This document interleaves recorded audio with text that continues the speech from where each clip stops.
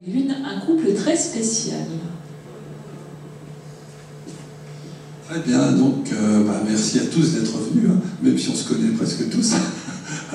Mais donc on va y aller un peu, c'est la première conférence de ce cycle sur qui va de pair avec l'exposition qui est de l'autre côté. Donc on va commencer à parler un peu du système Terre-Lune, ce qui est un peu logique, hein, bien sûr, puisque c'est le sujet principal. Et surtout, insister sur le fait que c'est vraiment un couple. Le système Terre-Lune, c'est vraiment deux partenaires étroitement liés. Hein. Alors on va voir comment, pourquoi et les conséquences que ça peut avoir sur à la fois la vie des habitants de la Terre, hein, bien sûr, et puis astronomiquement, sur le fonctionnement et le mouvement de la Terre et de la Lune. Il y a des choses que vous savez, hein, d'autant plus qu'ici, pratiquement, il n'y a que des astronomes amateurs, 2 ou 3 personnes, mais malgré tout, bon, c'est intéressant de revenir un peu sur le sujet. Alors, cette jolie photo, là, qui est de la NASA, elle est jolie, elle a été prise par Mariner 10 en 1974. Hein. Alors, on y voit très bien, d'ailleurs, ici, donc, un croissant de Terre et puis un croissant de Lune. Alors, ce qui est tout de suite surprenant, vous voyez, même de commencer, on peut parler sur la première image, c'est, regardez la Terre, comme elle brille. Regardez la Lune, comme elle est terne à côté. L'albédo de la Terre est beaucoup plus élevé que celui de la Lune. La Lune est sombre par rapport à la Terre. Elle nous semble brillante dans le ciel parce que bon, on n'a pas d'autres références quand on est en pleine Lune, par exemple. Et pour nous, astronomes amateurs, d'ailleurs, une pleine Lune, c'est une plaie, hein, ça gêne un peu l'observation des objets faibles. Mais à l'extérieur, on se rend compte que la Terre est d'abord beaucoup plus grande, bien sûr 3 à 4 fois plus grande, puis surtout beaucoup plus brillante. Ça, c'est quelque chose qui est très, très frappant. Hein. Alors, pour bien fixer les idées, bien sûr, il faut d'abord se mettre faire un petit point un peu sur ce qu'on appelle le système solaire, hein, sur une représentation schématique, hein, bien sûr, hein, pour voir la place du système Terre-Lune là-dedans. Le système solaire, c'est quoi? C'est le Soleil, hein, finalement, avant tout, hein, 99,9% de la masse, et puis c'est un certain nombre de planètes et de petits objets dont je ne parlerai pas aujourd'hui. Globalement, on a 2 types de planètes, hein, ici séparées par la ceinture d'astéroïdes. Vous avez ici ce qu'on appelle les planètes telluriques, c'est-à-dire les planètes avec un sol solide, rocheux. Il n'y a que le sol hein, qui est solide, à l'intérieur et pâteux, bien sûr. Hein, alors on les connaît bien, Vénus, Mercure, Vénus, la Terre et Mars. Là on voit la Lune déjà avec la Terre. Hein. Après, la ceinture d'astéroïdes, vous avez ici les géantes. Donc les 2 géantes gazeuses, hein, Jupiter et Saturne, et puis les 2 géantes glacées qui sont Uranus et Neptune. Au-delà, vous avez les petits objets transneptuniens, alors Pluton, Charon, Mecque, etc. Et ici, vous avez la ceinture d'astéroïdes de Kuiper. Alors, si on regarde un petit peu le nombre de satellites, la Lune est un satellite de la Terre, on peut tout de suite se rendre compte qu'il y a quelque chose de bizarre. Hein. Si on passe à ça, regardez ce qui se passe. En fait, Mercure, pas de satellite. Vénus, pas de satellite. Connu. La Terre, oui, un satellite. Et lequel? Un gros. Hein. La Lune, c'est quand même un énorme satellite, on va le voir.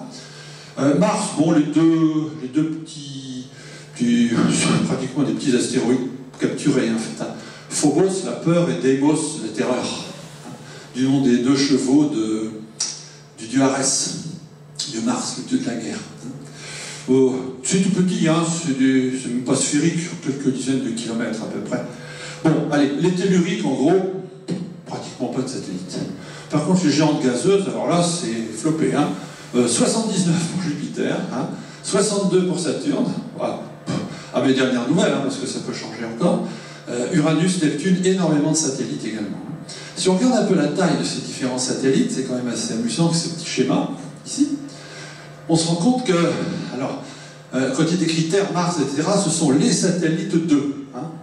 Alors là, il y a la Terre en référence de taille, et quand vous voyez la Lune, elle est grosse hein, quand même par rapport à la Terre. Les 4 satellites principaux de Jupiter, c'est galiléens hein, de Jupiter qui sont là, Io, Europe, Ganymède, Callisto, sont de taille comparable à la Lune, mais Jupiter est 10 fois plus gros que la Terre. Hein. Saturne a pas mal de satellites, et Titan, vous voyez, Titan est un peu plus gros que la Lune. Et les autres, plus petits que la Lune, mais quand même de taille remarquable.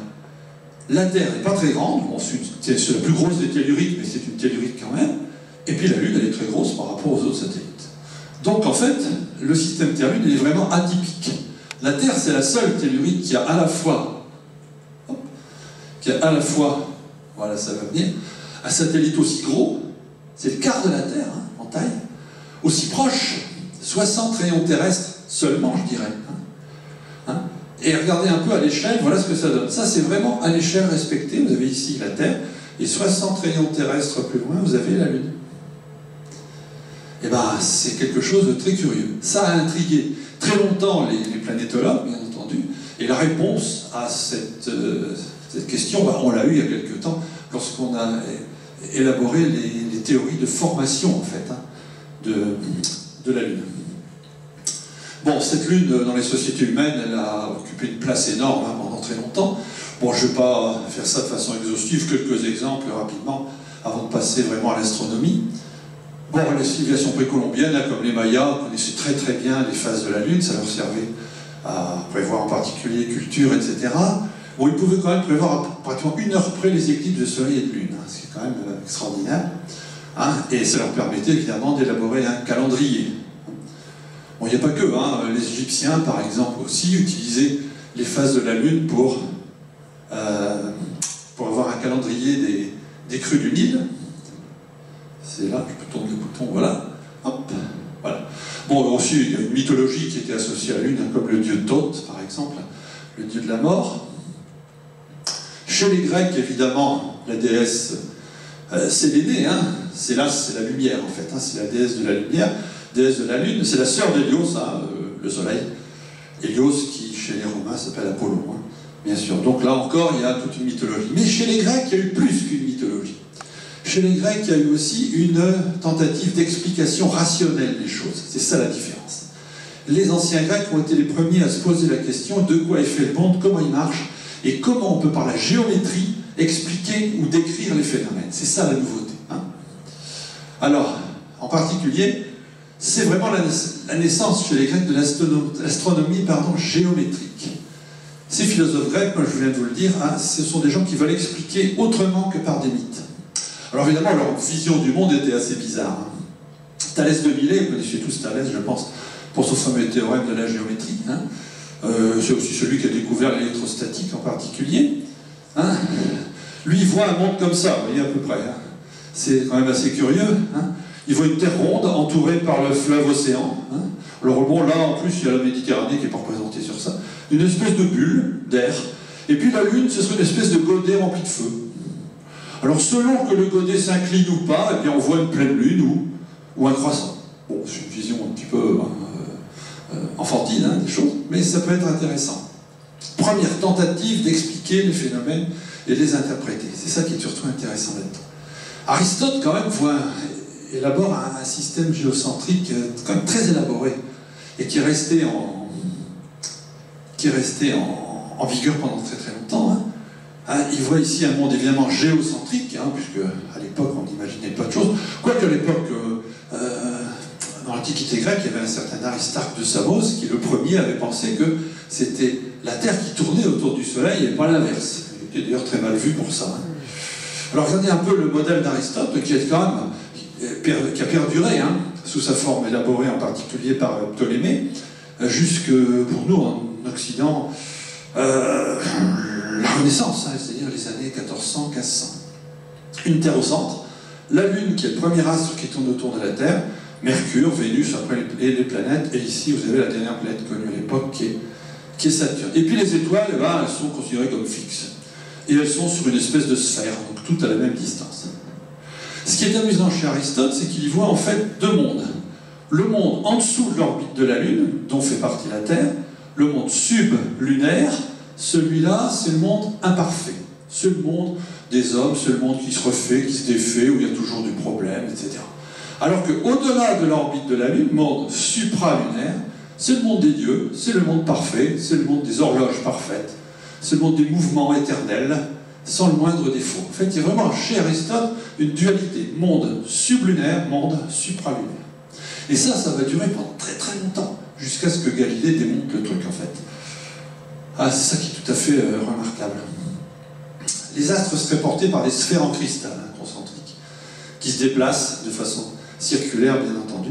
Hein, et on a donc la Lune qui est ici. Aristote, toujours, voit, je le disais, donc hein, l'univers divisé en deux parties, ce monde sublunaire dont je viens de vous parler, et le monde supralunaire, qui est, lui, le monde de la perfection. Une dualité tout à fait curieuse.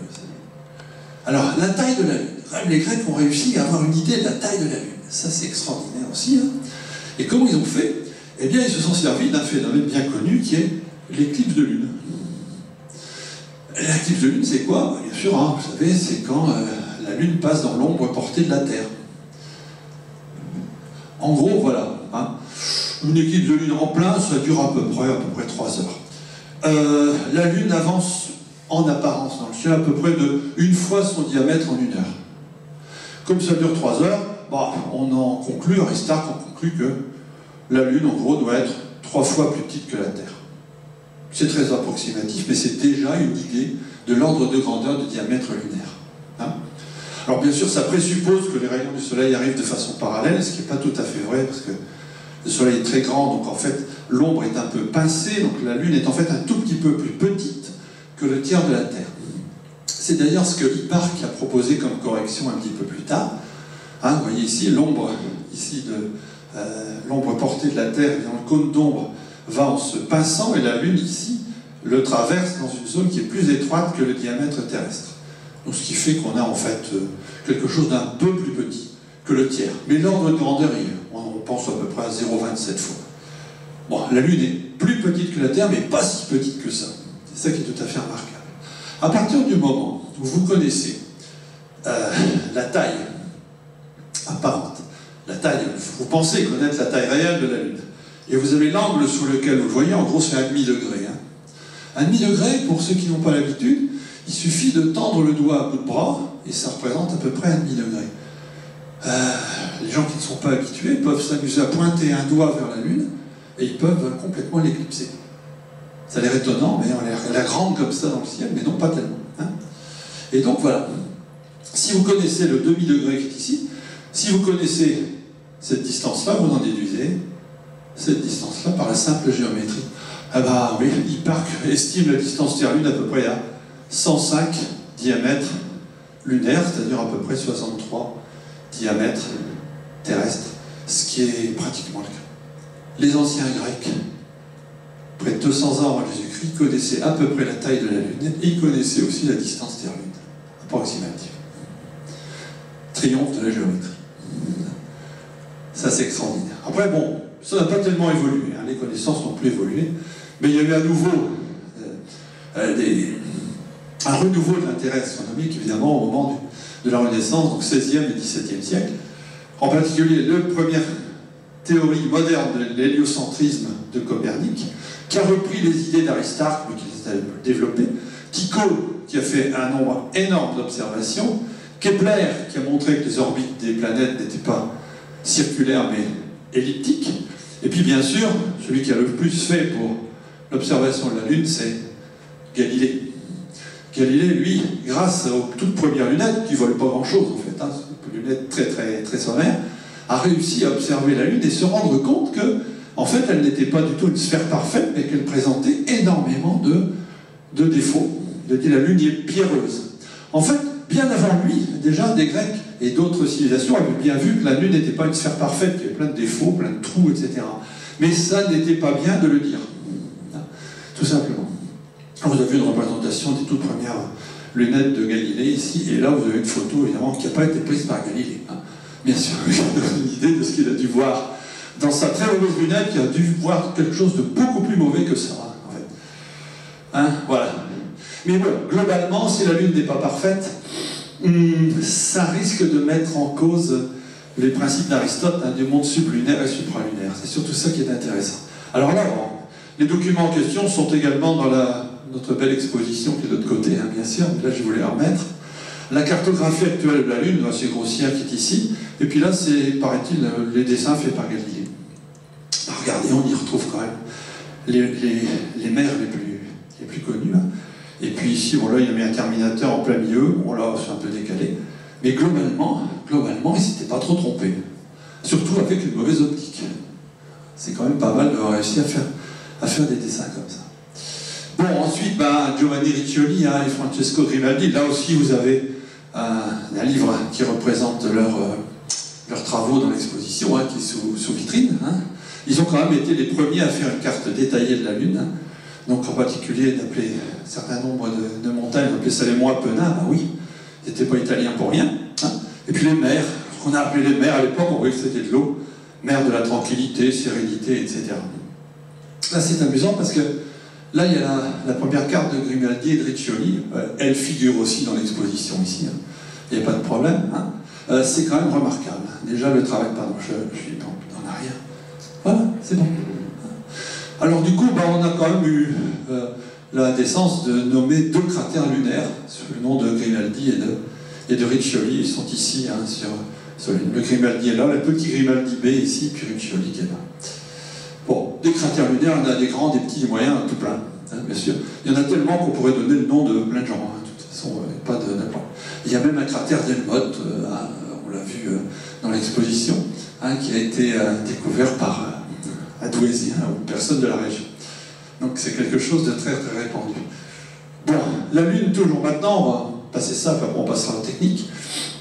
On peut dire qu'il y a plus de 2 milliards de personnes qui vivent au rythme de la Lune, même encore de nos jours. Hein. La Lune, ça détermine le calendrier bouddhiste. Le calendrier musulman, évidemment, les dates de Ramadan, hein, c'est aussi lié à la Lune. Le calendrier de Pâques, hein, le calendrier chrétien, en particulier les dates de Pâques. Hein. Au concile de Nicée, le premier concile de Nicée, 325 après Jésus-Christ, Pâques a été défini comme le dimanche qui suit le 14e jour de la Lune qui atteint cet âge le 21 mars ou immédiatement après.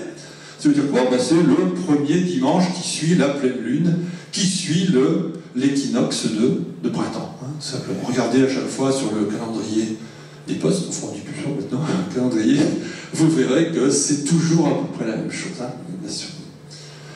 Voilà. Alors au XVIIe siècle, encore évolution des connaissances sur la Lune. Newton, alors on raconte que Newton aurait pris une pomme sur la figure dans son verger de Woolthorpe, hein, parce qu'il s'était sauvé de Londres à l'occasion de la Grande Peste. Hein. Newton s'interrogeait sur un certain nombre de choses et la légende raconte que, voyant une pomme tomber, il se serait dit que la Lune dans le ciel tombait elle aussi. Mais elle n'est pas si légère que ça. En gros, elle est 81 fois moins lourde que la Terre. Un rapport de 1 à 81, c'est grand, mais c'est pas immense. Ce qui fait que la Terre attire la Lune, mais la Lune attire la Terre. Et en fait, les deux tournent autour de leur centre de gravité commun, comme 2 valseurs. Imaginez 2 valseurs, un valseur et une valseuse. Alors évidemment, si la valseuse avait une masse 81 fois plus faible que le valseur, ça ferait mauvais effet, ça ferait bizarre. Hein. Mais imaginez, ça tourne l'un autour de l'autre, et évidemment, qui bouge le moins, c'est le plus gros. Donc la Terre bouge un peu, la Lune bouge beaucoup. Et le centre de gravité, il est là. En fait, il est dans les rapports de 1 à 81. Il est situé sous la surface terrestre, mais il est quand même à 4600 km du centre de la Terre. Autrement dit, si la Terre tourne autour de ce point-là, le centre de la Terre tourne aussi. Il y a un balourd, en fait, un mouvement réciproque de la Terre vis-à-vis de la Lune. Les deux bougent, en fait, hein, autour du centre de gravité commun. C'est ça qu'il faut se mettre dans la tête. C'est le phénomène le plus marquant dans le système solaire parce que c'est là que le rapport entre la planète principale et le satellite est le moins grand. Donc c'est là que le décalage entre les deux centre de la planète principale et centre de gravité est le plus grand. C'est ça qui est tout à fait remarquable. En plus, l'orbite n'est pas vraiment circulaire, bien sûr, hein, c'est une ellipse. En moyenne, on est à 60 rayons terrestres, hein, 384 467 km, mais en fait, avec une distance qui varie périodiquement. Ici, au périgée, c'est-à-dire au plus près de la Terre, hein, périgée, géos, la Terre, on est à 360 000 km de centre à centre. Et à l'apogée, on est à 405 000 km à peu près. J'ai exagéré ici l'ellipticité, hein, bien sûr, sur le schéma. L'excentricité est beaucoup plus faible que ça, elle fait que 0,016. Mais malgré tout, parfois la Lune est plus près, parfois la Lune est plus loin. Avec un peu d'habitude, même dans un petit instrument, on s'en rend compte en observation. Hein. Tout à fait.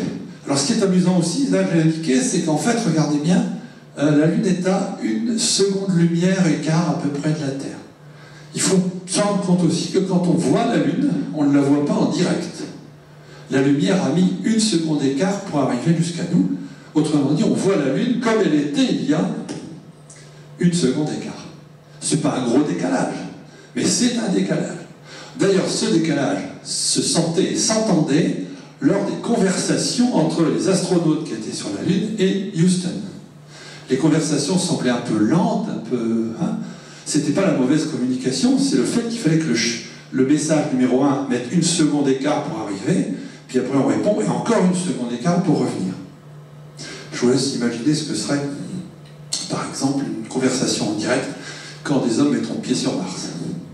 Là, c'est pas 1 seconde d'écart, ça peut monter 20 minutes ou une demi-heure, ça peut faire beaucoup. Ça peut faire surtout des conversations très lourdes, très larges. Donc ça, c'est quand même tout à fait remarquable aussi. 1 seconde, on la voit un peu dans le passé. Alors en plus, le plan d'orbite de la Lune, ou du système Terre-Lune, n'est pas dans le plan d'orbite de la Terre autour du Soleil. Ici, quand on revient, hop, voilà.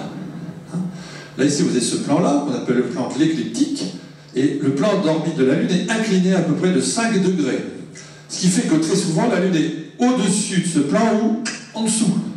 Elle ne le traverse en fait que 2 fois au cours d'une révolution autour de la Terre. Une fois en montant, une fois en descendant, si on peut dire. Ces 2 points d'intersection, on les appelle les nœuds d'orbite. Ça explique que, souvent, quand la Lune, dans une configuration qui pourrait éclipser le Soleil, est en dessous, au-dessus. Autrement dit, il n'y a pas d'éclipse. Il n'y a pas non plus d'éclipse de Lune de l'autre côté.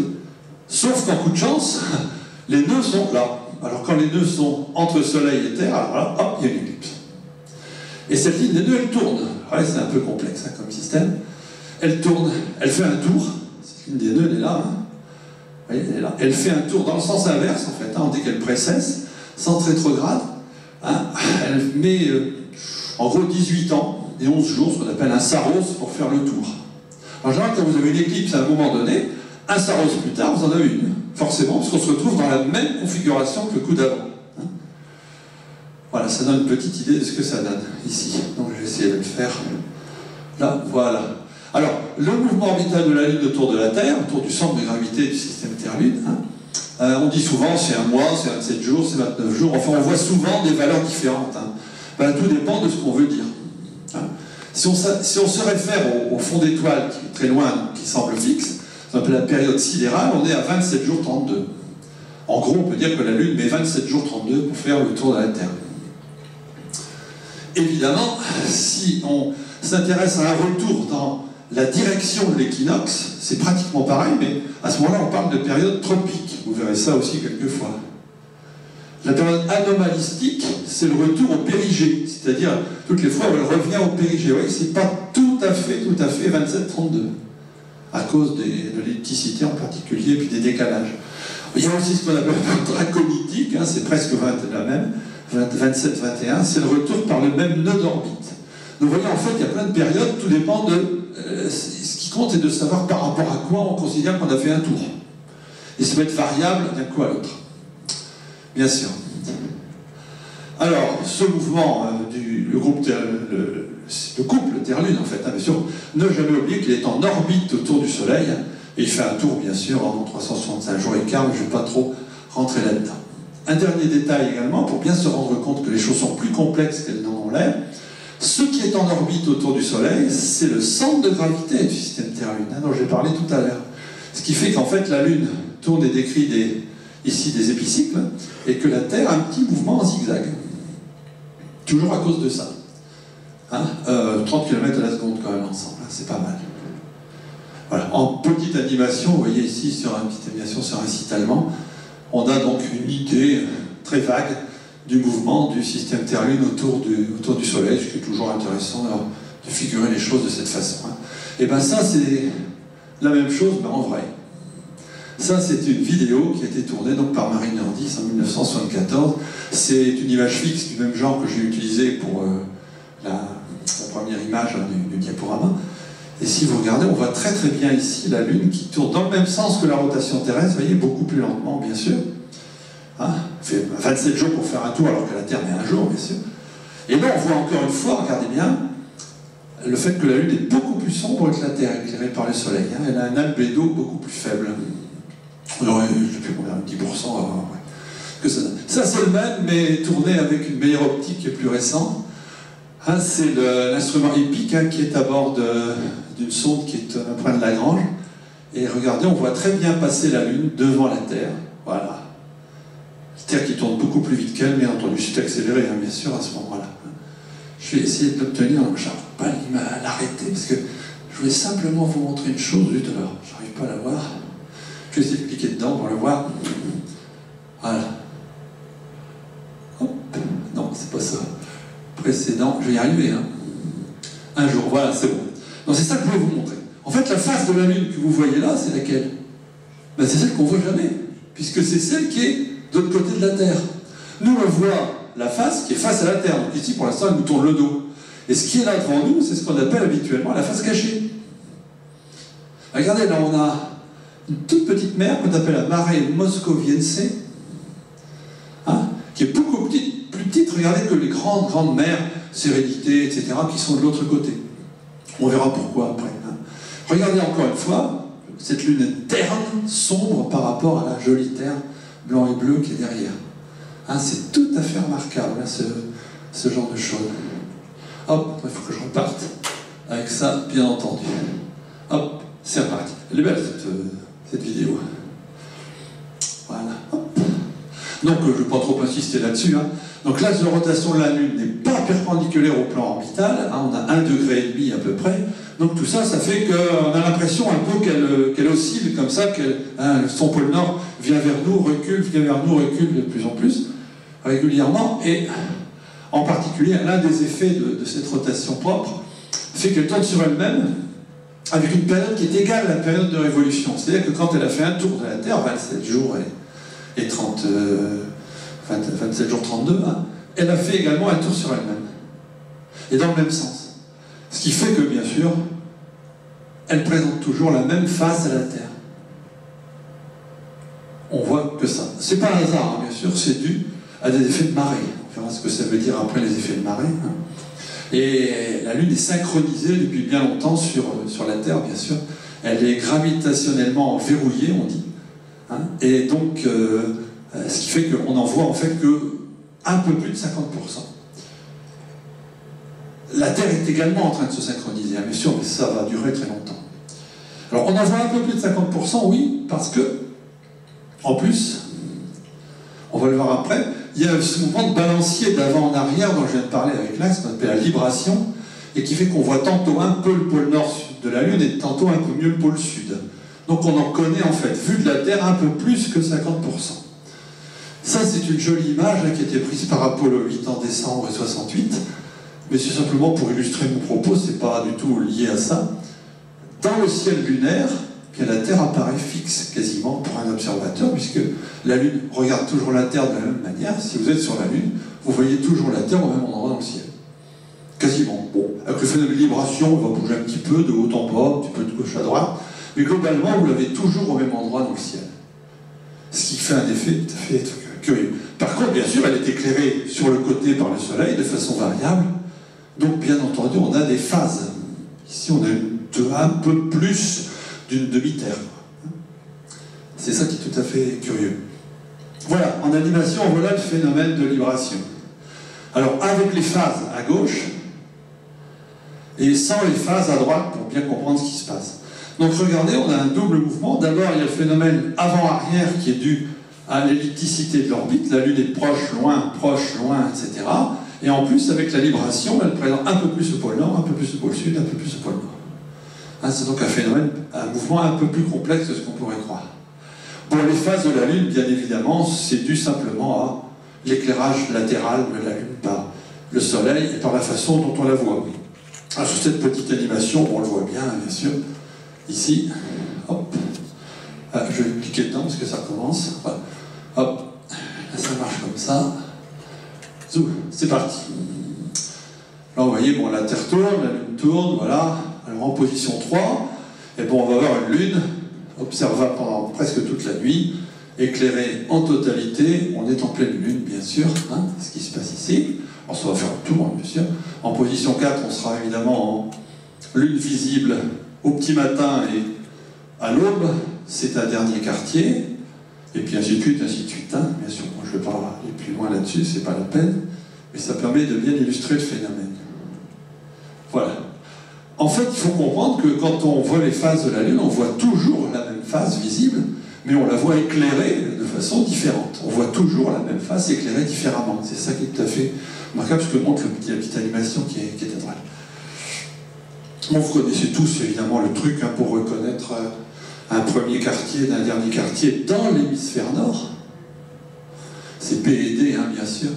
Quand vous voyez un premier quartier, ce qui est le cas ici, vous voyez ici, vous prolongez, vous voyez un P. Et puis bien sûr ici, si vous prolongez, vous verrez un D. Attention, ça c'est vrai que dans l'hémisphère nord. Dans l'hémisphère sud, la Lune étant vue la tête en bas, le premier quartier, il est éclairé à gauche, et le dernier quartier, il est éclairé à droite. C'est l'inverse, faire attention. Bon, ça pourrait être surprenant, mais enfin, c'est comme ça. Bon, voilà, donc on se retrouve évidemment avec les différentes choses. Pour nous, astronomes amateurs, celui qu'on connaît le mieux, en fait, et qu'on voit le plus souvent, c'est évidemment le premier quartier où les lunes gibbeuses un peu entre les deux, parce que c'est le début de soirée. C'est plus confortable que de faire des photos du dernier quartier, parce que là, il faut se lever très tôt le matin. Certains sont capables de le faire, mais d'autres ont moins de courage. Mais bon, ça dépend peut-être ce qu'on veut faire. Quant à la pleine lune, franchement, c'est pas intéressant, parce que bien sûr, c'est mal éclairé, c'est éclairé en face, il n'y a pas de détails, c'est éblouissant, bien que l'albédo soit assez faible, et donc ça ne représente pas un énorme intérêt pour nous, bien sûr. Voilà, donc l'ordre, encore une fois, les choses qui sont là, j'insiste pas trop. Alors, quand on regarde la période des phases de la Lune, le mois synodique, on voit que c'est pas 27 jours et des briques, c'est 29,5. Et pourquoi? Pour une raison bien simple. C'est que, si je prends ici cette configuration-là, qui serait donc une nouvelle Lune avec le Soleil qui est par là, eh bien, si j'attends une révolution sidérale, ici, je vais me retrouver là. Vous voyez, là, on est à peu près en parallèle. Mais je n'aurai plus de nouvelle Lune. Pourquoi? Parce que pendant ce temps-là, le couple Terre-Lune, il a avancé sur son orbite. Il faut donc attendre 2 jours de plus, en particulier ici, pour à nouveau retrouver une nouvelle Lune. Autrement dit, 27 jours pour la révolution sidérale, et 32, et ici, 29 jours pour la révolution synodique. Le mois synodique, c'est 29, et des 29,5 à peu près. Donc ça, c'est facile à comprendre, en fait, c'est dû à ce phénomène. Les éclipses, je ne vais pas trop insister, parce que c'est l'affaire de Philippe la semaine prochaine, donc voilà, mais globalement, bien sûr, les éclipses de lune, c'est quand la lune passe dans l'ombre de la Terre, on l'a vu tout à l'heure. Donc là, j'insiste pas trop. Bien sûr, relativement fréquent, parce que la Terre est grosse, la Lune est plus petite, donc elle passe assez souvent dans l'ombre de la Terre. Les totales, en gros, tous les 1 à 2 ans. Bon, on en a eu une très très belle le 21 janvier dernier, là, il y a une photo de là, justement, prise par des membres du club, je ne sais plus, je n'ai pas fait attention. On en a une prochaine le 16 juillet, mais elle sera partielle, elle sera sur l'horizon, enfin, elle ne sera pas aussi jolie que celle de janvier dernier. Mais bon, vous voyez, on a relativement souvent. Alors bien sûr, c'est cet aspect rouge qui est superbe. Bien sûr. Alors là, c'est quelques photos qui ont été prises par... Alors bon, pourquoi? Bon, je pense que Philippe l'expliquera, mais c'est un phénomène à la fois de réfraction de la lumière et puis d'absorption sélective. L'atmosphère joue le rôle d'un filtre rouge. Ça, c'est une série de photos du 28 septembre 2015 qui a été prise par Jérémy. Et ici, donc, les différentes lunes ont été mises les unes derrière les autres, avec ici la phase de totalité, avec évidemment cette lumière rouge qui est très très jolie. Alors là, c'est une vidéo qui a été prise l'été dernier, mais à Rio. Et une personne qui me l'a envoyée très gentiment. Et donc, regardez, on voit très bien ici, donc en animation, l'ombre de la Terre sur la Lune. On voit bien qu'elle est plus grande. Regardez, à la Terre, on voit elle est 3 à 4 fois plus grande. Et regardez, hop, ça y est, la totalité arrive et on a ici cette superbe lune rouge, bien sûr. Et puis après, bien sûr, ça repart dans l'autre sens. Et c'est fini. Mais c'est quand même joli à voir. C'est un très très beau spectacle, l'éclipse de lune. Voilà, hop, c'est fini. Là, on a l'ombre de la Terre à nouveau qui apparaît de ce côté-là. Ça, c'est quand même pas mal. Ça, c'est aussi une suite d'images qui a été faite par notre collègue Michael Quérier, qui n'est pas là aujourd'hui, mais on pense à lui. Il a fait ici. Il y en a tout plein. Donc j'ai choisi quelques exemples, et tous les membres du club ont fait plein de photos de l'éclipse de lune en janvier dernier, donc il a fallu que je prenne quelques exemples. Là, je l'ai aimé parce qu'il y a ça. Il y en a aussi une autre en zigzag qui est très jolie et qui est dans le hall, qu'on a vu également. Ah, voilà, donc je cite quelques auteurs comme ça pour faire plaisir. Ce qui est tout à fait normal. Les éclipses de soleil, c'est l'inverse, c'est quand la Lune fait de l'ombre et quand la Lune passe devant le soleil en apparence. Et donc, on a un coup de chance, hein, bien sûr, c'est que le diamètre apparent du soleil, qui est 1,5 degré, est quasiment égal à celui de la Lune, donc elle arrive à éclipser la totalité. Mais ça, c'est Philippe qui nous l'expliquera la semaine prochaine, bien entendu. Hein. Donc, je n'insiste pas trop sur les éclipses pour l'instant, mais il fallait en parler quand même un petit peu. Hein. C'est un phénomène connu. Alors, il y a un autre phénomène très connu aussi qui est dû à la Lune, hein, bien sûr, c'est les phénomènes de marée. Alors, c'est quoi les forces de marée? Ben, c'est la différence entre les forces d'attraction, de gravitation exercées par un centre attracteur, donc ici la Terre, sur un objet étendu comme la Lune. Les parties, et c'est vrai dans l'autre sens, bien sûr. Sur, par exemple, l'attraction de la Lune qui s'exerce sur la Terre, les masses océaniques qui sont face à la Lune sont davantage attirées que le reste de la Terre. Donc il est normal qu'une partie de cette masse océanique soit gonflée vers la Lune. Parce que la Lune attire un peu plus les choses qui sont un peu plus proches d'elle. Seulement, il n'y a pas que ça. Il y a aussi la force de centrifuge. Le système tourne autour du centre de gravité commun. C'est ça qui est tout à fait remarquable. Alors, si on prend ici, ben voilà ce que je viens de dire, ici pour l'instant. Donc j'ai la Lune attire la Terre, hein, bien sûr, hein, réciprocité des attractions gravitationnelles, mais la masse terrestre qui est vers la Lune est un petit peu déformée vers elle. Il n'y a pas que les masses océaniques liquides, hein, le sol, la croûte terrestre, elle aussi subit des marées de la part de l'attraction lunaire. Mais elles sont de bien moindre amplitude parce que, bien sûr, la croûte est quand même un peu plus raide que la surface de l'océan. Mais il y a quand même une déformation régulière. Hein. Seulement, tout ça, ça tourne. Et comme ça tourne ici, ça tourne plus vite que là. Et par conséquent, là, l'attraction lunaire est plus faible, oui, mais il y a une force centrifuge qui tire vers la gauche. Je ne fais pas de calcul, hein, donc je ne peux pas démontrer tout ça, on ne va pas le faire ici. Hein. Mais ça donne ça, en fait. C'est-à-dire que là, l'attraction lunaire est plus faible que devant, bien sûr, mais la rotation du système Terre-Lune pousse par là. Donc globalement, vous avez ici une force centrifuge, et là vous avez une force d'attraction gravitationnelle. Et ben, c'est l'ensemble des deux que l'on observe, bien entendu. Hop, allez. Hop, voilà, c'est bon. Et donc en fait, ben, il y a un bourrelet d'eau devant, et il y a un bourrelet d'eau derrière. On a souvent du mal à comprendre pourquoi il y a ça. Ben, c'est dû au fait que les forces de marée, c'est à la fois une combinaison des différences de forces d'attraction gravitationnelle et puis des forces d'inertie centrifuge. C'est les deux qui interviennent en même temps.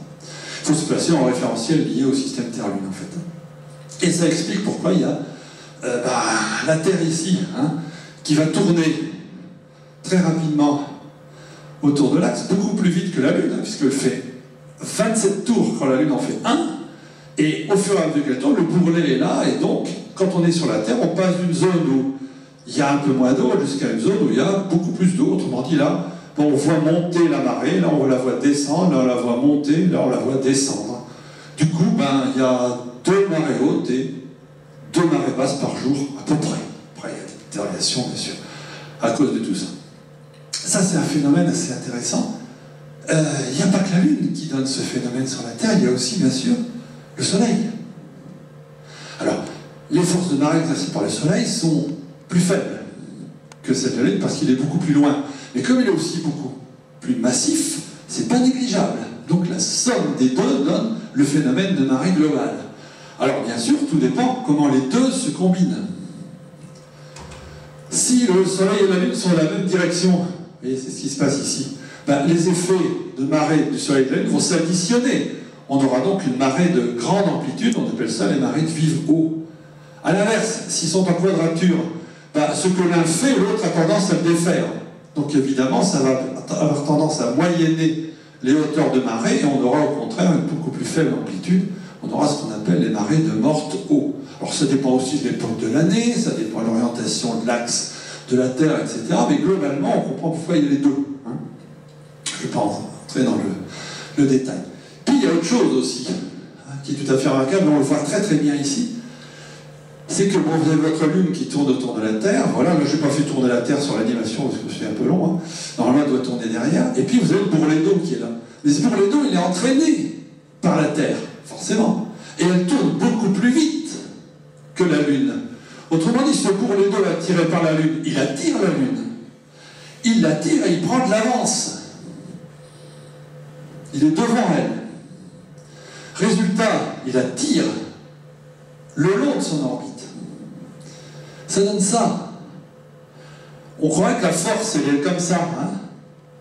Non, non, elle est vers l'avant, à cause du bourrelet d'eau. Un peu légère également. Ça, on appelle ça la différenciation. Et bien, ces embryons planétaires, ils se sont formés en gros en 100 millions d'années. Le système solaire, il s'est formé il y a à peu près 4-6 milliards d'années. En 100 millions d'années seulement, on avait déjà une étoile qui commençait à fonctionner. Et on avait déjà des embryons planétaires. Mais il y avait beaucoup d'embryons planétaires. Et puis ils tournaient un peu n'importe comment. C'est très chaotique. Et évidemment, qu'est-ce qui se passe souvent quand vous lancez comme ça des boules n'importe comment dans une boîte? Elles se tapent les unes sur les autres. Et là, les embryons planétaires, ils se sont tapés les uns sur les autres. Et ça a donné des collisions assez importantes.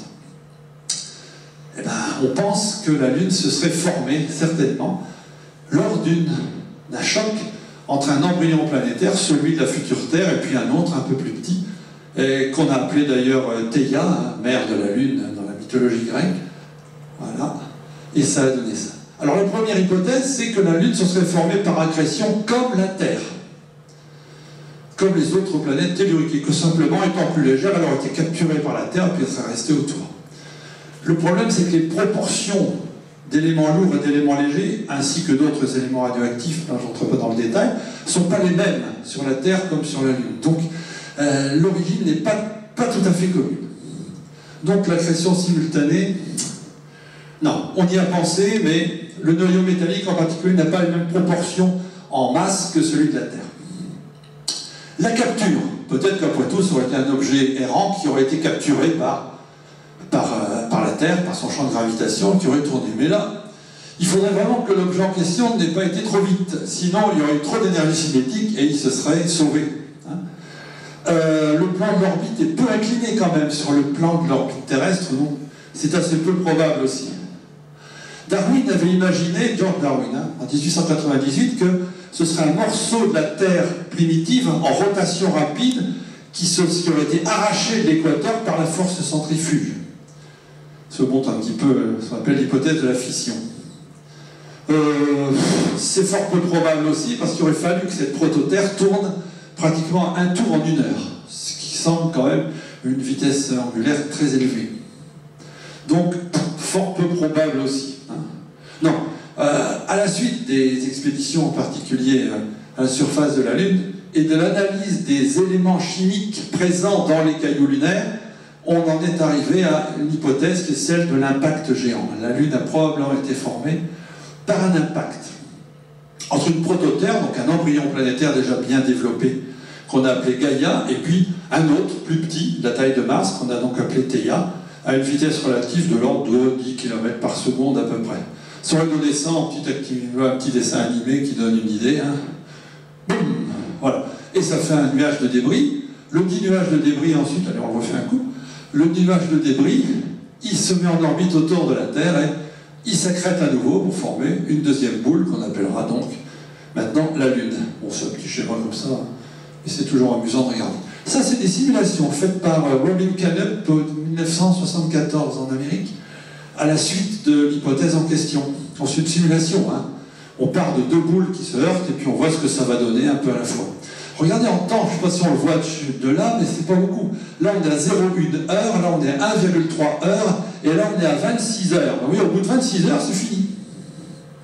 Ça a refait une boule, mais il y a un anneau de débris tout autour.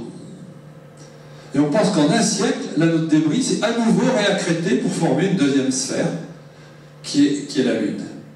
Un siècle seulement, pour refaire l'accrétion autour de la prototerre, enfin de la Terre, voilà, nouvellement formée et modifiée. Bon, ça c'est une jolie suite d'images d'artistes, mais en fait c'est toujours joli à voir. Hein. Donc le choc, l'éjection de matière, la formation de l'anneau, un petit peu à la fois, réaccrétion, et puis situation actuelle. Mais la Lune qui s'était formée à cette époque-là était beaucoup plus près de la Terre que maintenant, et la Terre tournait beaucoup plus vite sur elle-même, en 5 ou 6 heures. Seulement depuis ces 4,5 milliards d'années, il y a les forces de marée dont on a parlé tout à l'heure. Et depuis, la Lune elle s'est un petit peu à la fois éloignée de la Terre, et puis la rotation terrestre, elle a ralenti, jusqu'à avoir la valeur de 23h56 aujourd'hui. Et ça continue, bien sûr, parce qu'on n'est pas à la fin du phénomène. Alors lors du choc, une bonne partie du noyau de Theia s'est fondue dans celui de la Terre, qui est devenu un peu plus dense, et puis la partie externe, par contre, a été éjectée avec un tout petit peu de noyau dense. Ce qui explique que la Terre a gardé une densité de l'ordre de 5,5, alors que les déchets éjectés ici, puis réaccrétés, étaient moins denses. Et ça explique que la Lune a un tout petit noyau et qu'en globalement, elle a une densité seulement de 3,3. Hein. Elle est moins dense que l'autre. Parce que c'est un bout de manteau terrestre. Dites-vous que quand vous voyez la Lune dans le ciel, il faut y penser, c'est un bout de manteau terrestre qui a été arraché par une collision. Hein. Alors en plus, là, ça s'est calmé encore à peu près pendant 500-600 millions d'années. Puis après, il y arrivait un deuxième phénomène, le grand bombardement tardif parce que c'est tard, hein, bien sûr, à cause de Saturne et de Jupiter, je ne vais pas trop insister sur le détail, hein, mais globalement, Jupiter s'est rapproché du Soleil et a déstabilisé la ceinture d'astéroïdes, celle qui est entre Mars et Jupiter.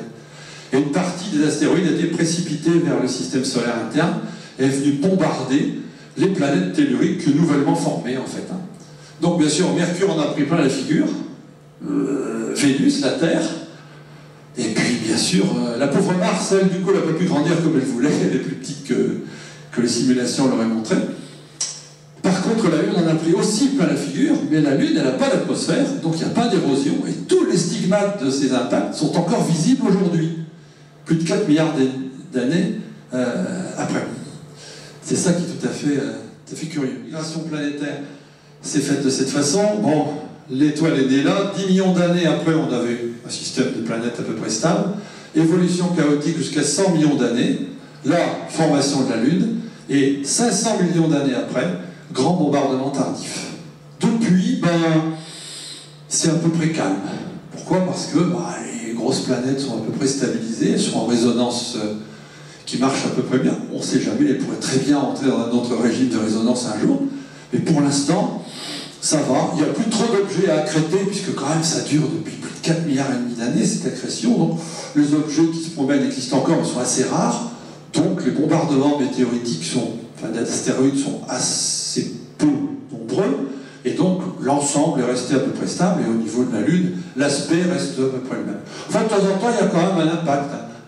Il y a 800 millions d'années, par exemple, il y a un gros astéroïde qui a formé un gros cratère de 90 km de diamètre, là, qui est Copernic, qu'on voit bien sur les photos, avec ici ce double bourrelet, puis le double pic qui est ici. Oui, ça c'est 80 km de diamètre. Hein.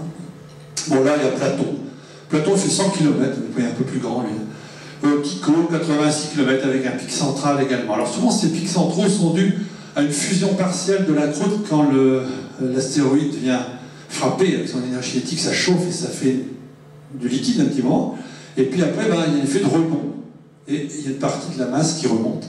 Un peu quand on fait tomber une goutte de lait, filmé au ralenti, hein, dans une casserole, on voit une bulle qui remonte au centre. Et bien là, c'est la même chose. Et puis il y a une onde qui se propage de façon circulaire, comme des ronds dans l'eau, et qui se solidifie ensuite. Et un bourrelet qui se forme. La croûte se soulève et puis se ramène après. Souvent, d'ailleurs, ça fait des fonds un peu plus bas que la surface moyenne.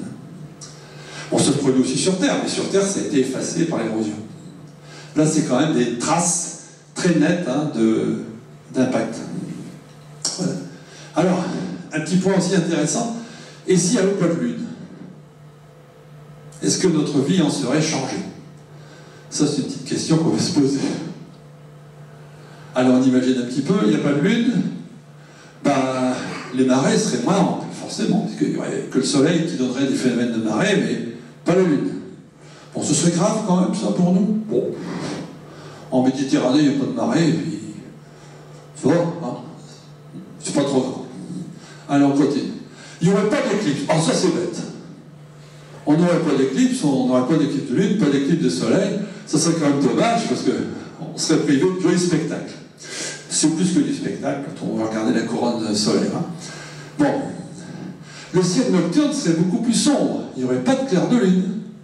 Bon, ça ferait plaisir aux astronomes amateurs.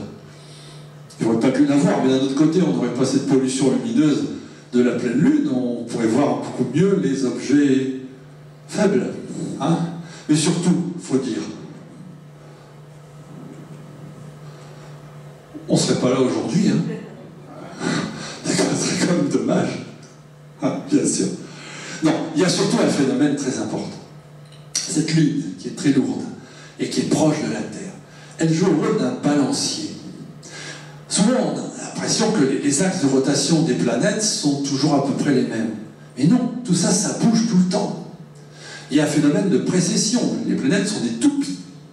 Et leur axe pivote en permanence. Celui de la Terre, par exemple, il décrit un tour en 22 000 ans. Mais l'angle est à peu près constant, il varie un tout petit peu. Ça, c'est grâce à la Lune, qui joue le rôle d'un balancier. S'il n'y avait pas de balancier, l'axe de la Terre basculerait régulièrement. Regardez par exemple Vénus, on a l'impression qu'elle tourne à l'envers. C'est pas ça. Au début, quand elle s'est formée, elle tournait dans le même sens que tous les autres planètes. Seulement, son axe, il s'est retourné de 180 degrés, elle s'est mis la tête en bas. Son pôle nord est passé en bas, son pôle sud est passé en haut. Et du coup, on a l'impression qu'elle tourne à l'envers. Mars, qui n'a pas de gros satellite à part les deux petits cailloux dont j'ai parlé, voit son axe de rotation qui s'est susceptible de bouger beaucoup plus. Alors ça fait quoi, ça? Si l'axe de rotation de la Terre basculait beaucoup, ben, les régimes de saison changeraient complètement. Le pôle terrestre, qui habituellement est peu chauffé par moment, il serait très, très fortement éclairé par le Soleil. Donc on aurait des variations de saison et de climat qui seraient considérables. Et il y a fort à parier qu'une vie développée et stable n'aurait pas pu se développer à la surface, tout au moins en partie aérienne, dans un environnement aussi chaotique. Donc si la Lune est là, la Lune stabilise la Terre, elle permet aux saisons d'exister telles qu'elles sont actuellement depuis très très longtemps, et ça a permis aussi à la vie de se développer de façon comme ça. Autrement dit, c'est grâce à la Lune qu'on est là. Bah oui, hein, oui. C'est ce que je représentais ici. Hein, ici, vous avez donc l'axe de rotation de la Terre, qui est incliné de 23,5 degrés sur la perpendiculaire au plan de l'écliptique. Alors ça fait un tour en 22 000 ans, mais comme une toupie, hein. Mais globalement, l'angle est à peu près le même. En un million d'années, il n'a pas bougé plus que 22 à 24 degrés et demi, c'est pas beaucoup. Hein. En gros, les saisons sont restées à peu près les mêmes sur 1 million d'années. La Lune, c'est le balancier stabilisateur qui permet d'éviter justement ce basculement de l'axe qui pourrait se produire à un instant ou à un autre. Les planètes sans grande lune comme Mars, la variation est beaucoup plus grande. Sans lune, on a calculé que l'obliquité pourrait atteindre facilement plus de 45 degrés.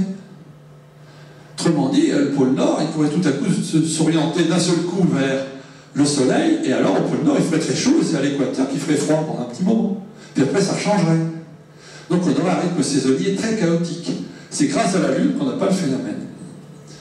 Donc, cette Lune, en fait, elle nous a aidé à nous développer, elle a donné un environnement saisonnier beaucoup plus stable à la surface de la Terre. C'est parce que la Terre a ce gros satellite proche qu'elle est stabilisée en rotation, enfin en variation d'axe de rotation de la Terre. Alors ce couple, il va évoluer comment? Ben donc ça s'éloigne, hein. La rotation terrestre augmente, la durée des jours augmente un tout petit peu. On le sent pas, hein, bien sûr. Sur une vie d'homme, on ne s'en rend pas compte. Dans 3 milliards d'années, bon, on a le temps, hein, la synchronisation sera faite, c'est-à-dire que la Terre sera verrouillée sur la Lune, comme la Lune est déjà verrouillée sur la Terre. Les deux se feront face en se regardant toujours de la même façon, comme deux valseurs qui s'aiment beaucoup. Hop, comme ça, ils ne se quittent pas des yeux. C'était pas le but recherché par Kennedy et par son successeur Johnson, puis son autre successeur Nixon. On a quand même détecté une toute petite atmosphère lunaire, très faible, un champ magnétique faible, une étude de la structure interne grâce à des sismographes, mesure du vent solaire, collecte de roches. Il y a quand même eu plusieurs centaines de kilos de roches qui ont été ramenées par les expéditions Apollo. Hein. Une bonne partie n'est toujours pas analysée, d'ailleurs c'est au frigo, et puis ça se fait un petit peu à la fois. Ils ont mis les fameux réflecteurs laser pour télémétrie, on en a parlé tout à l'heure. Hein. Donc quand même, c'est pas complètement nul. Hein. Contrairement à ce qu'on croit. Mais il y a eu d'autres expéditions après. Hein. Les Russes n'ont pas réussi à envoyer un engin habité à la surface de la Lune. Leur fusée NA a explosé chaque fois qu'ils ont voulu la lancer, parce qu'elle avait été construite un peu à la va-vite.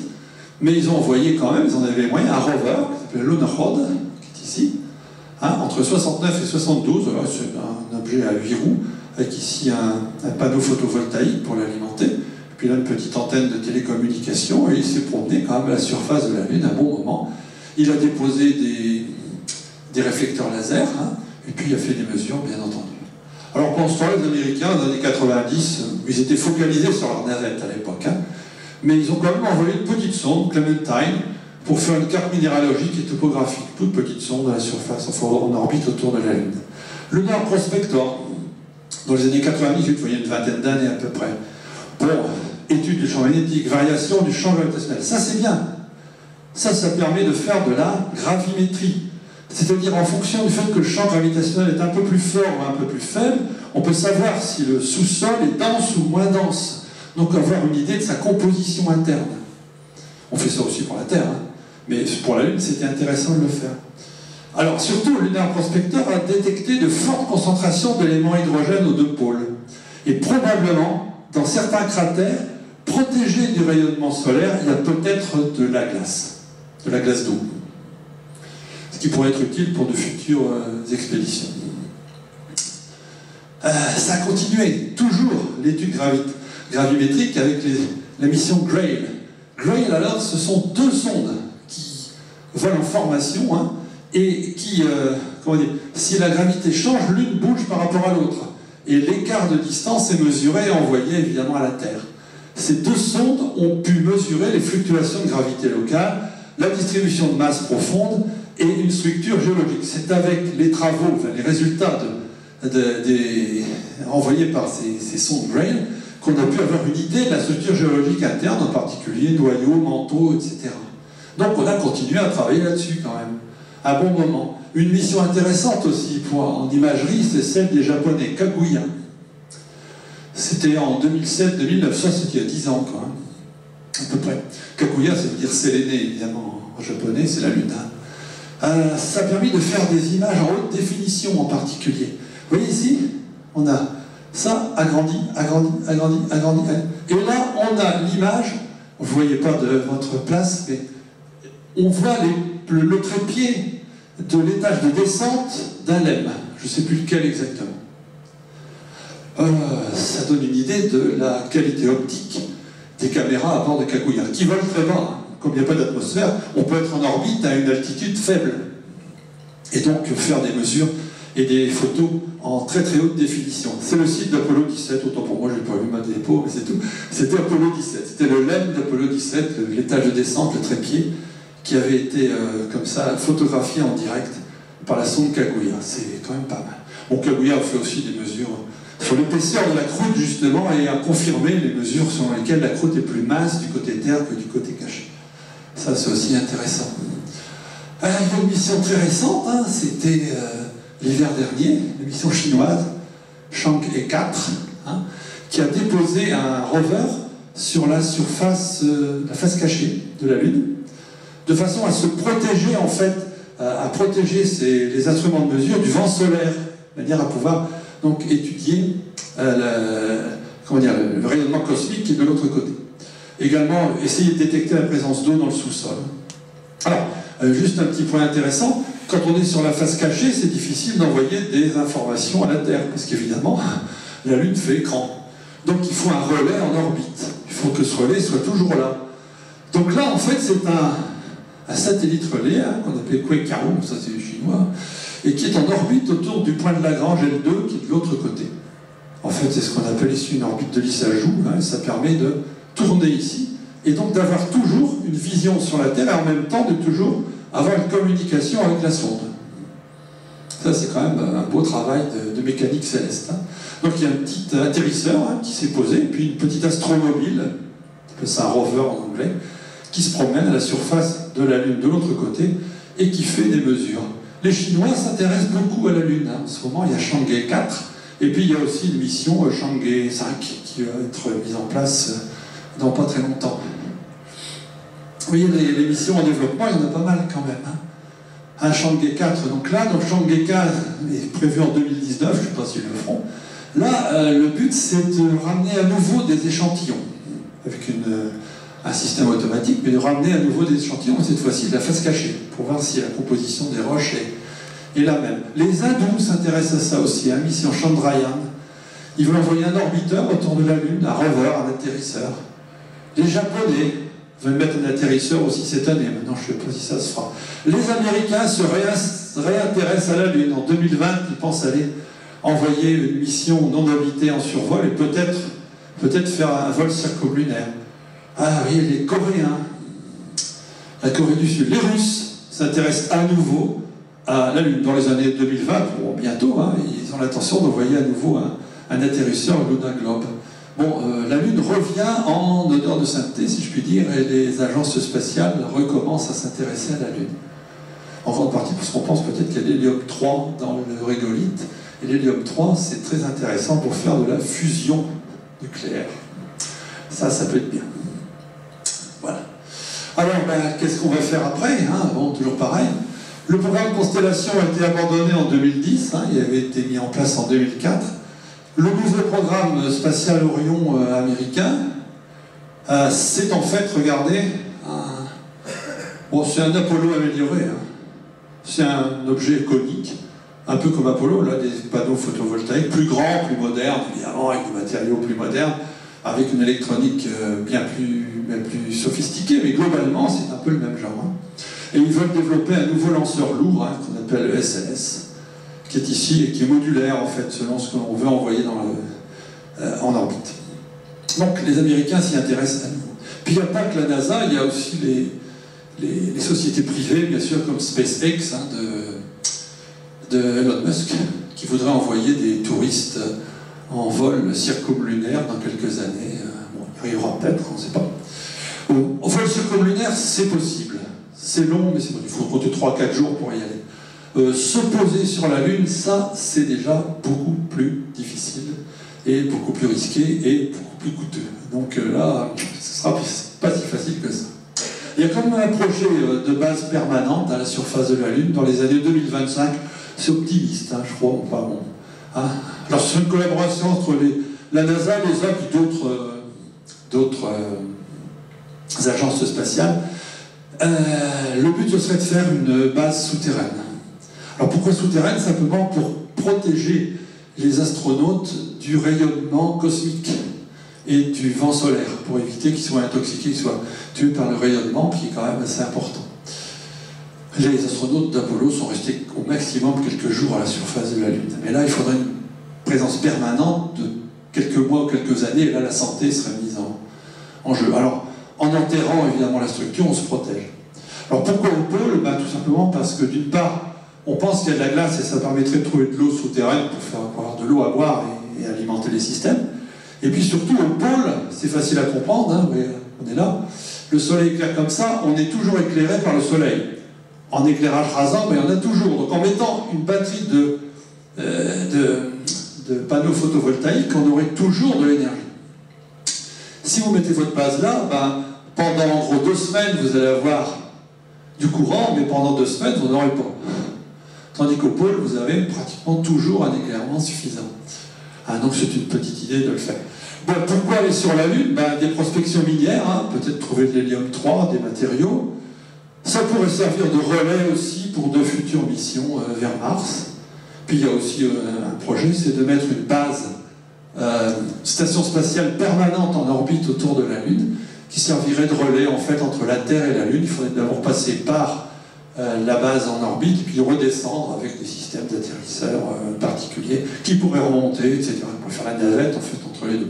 Tout ça, c'est des projets, bien sûr, mais ça pourrait être possible. Ça, c'est un projet qui est fait en collaboration avec les hommes.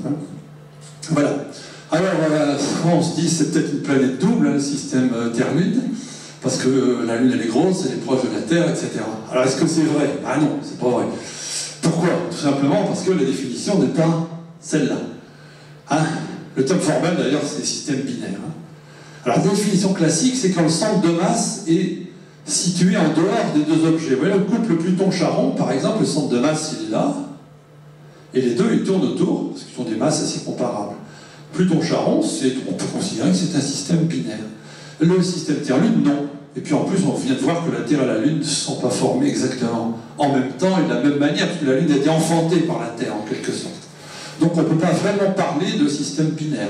Mais ça y ressemble un peu, parce qu'il y a quand même un gros satellite qui est là. Donc pour arriver en conclusion, on est en face d'un système tout à fait atypique dans le système solaire, et probablement même dans les autres extrasystèmes, on n'en sait rien. On ne sait pas si dans les exoplanètes, il y a aussi des planètes telluriques qui ont des gros satellites proches comme le système Terre-Lune, mais peut-être. En tout état de cause, ça donne à la Terre un caractère particulier, ça nous permet en particulier d'avoir quelque chose de très stable au point de vue climat, ça éclaire nos nuits, ça nous donne l'occasion de nous voir et d'en parler. Donc c'est quand même, le système Terre-Lune, c'est quelque chose de tout à fait remarquable. Voilà. Donc voilà, ça c'est mes petits remerciements pour les gens qui m'ont conseillé, pour donner des informations. Et je vous remercie de votre attention, même si on a l'habitude de se voir. Voilà.